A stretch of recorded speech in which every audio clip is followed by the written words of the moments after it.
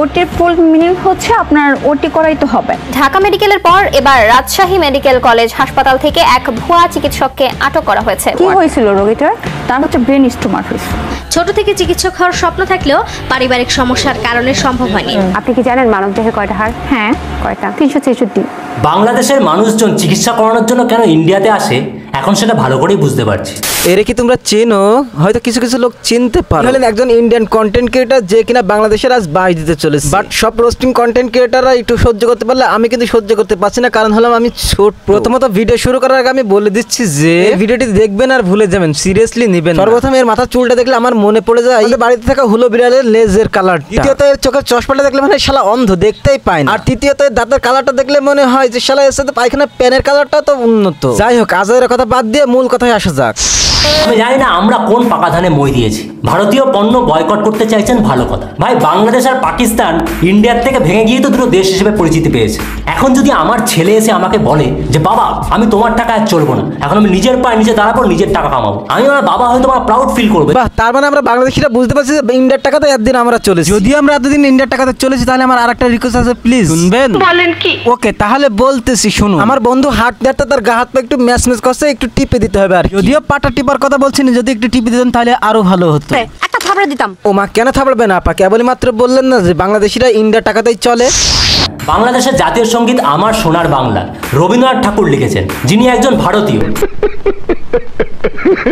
ভাই, জানি না তুমি কোন নলেজ নিয়ে কন্টেন্ট তৈরি করো। আমি মানছি বিশ্বকবি রবীন্দ্রনাথ ঠাকুর ভারতে জন্মগ্রহণ করেছে, তার মনটা কিন্তু বাংলাদেশেই রয়ে গেছে। কারণটা হলো তার বাপদাদা কিন্তু বাংলাদেশেই জন্ম। গুগল বা ক্রোম বাজার যদি একটু নেড়ে চেড়ে দেখো, অবশ্যই তার বংশের পরিচয় আস্তে আস্তে পেয়ে যাবে। খুব অন্যায় হয়েছে এখানে তো অন্য হার কিছুই নাই, তার ভুলটা একটু ধরিয়ে দিচ্ছি। আমার দেশটা হতে পারে একটু আয়তনে ছোট, তাই বলে তাকে তো হতে দেওয়া যাবে না অপমানিত।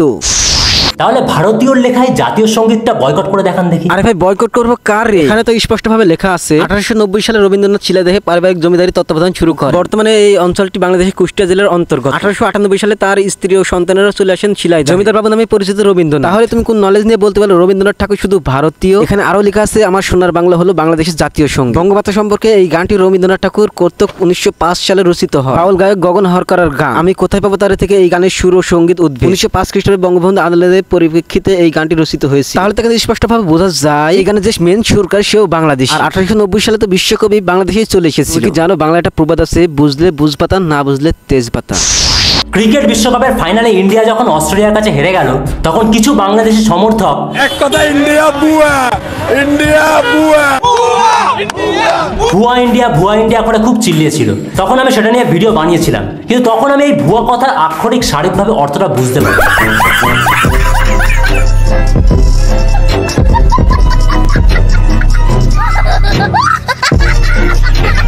বাংলাদেশিদের একটা কথা বুঝতে তোর লেগে যায় প্রায় 6 থেকে 7। তাহলে বাংলাদেশিরা তো যদি একবার পেছন মেরে দেয়, বুঝে না কেমন হবে তার ঝাঁজ। তুই তো বড় একজন আবাল কন্টেন্ট ক্রিয়েটর, যার কিনা নেই কোনো নলেজ, নেই কোনো কমন সেন্স, যেখানে বোঝে না কোনো বাল, যার মাথায় নেই কোনো বুদ্ধি, আছে শুধু মাথা ভরা কুত্তার বাল। যাই হোক বাজান, এসব কথা বাদ দেন। আজকের ভিডিওটা এই পর্যন্তই। যাওয়ার আগে একটা লাইক করে দিয়েছে। যারা নতুন তারা সাবস্ক্রাইব করতে ভুলবেন না। ধন্যবাদ সবাইকে, দেখা হচ্ছে পরের কোনো ভিডিওতে।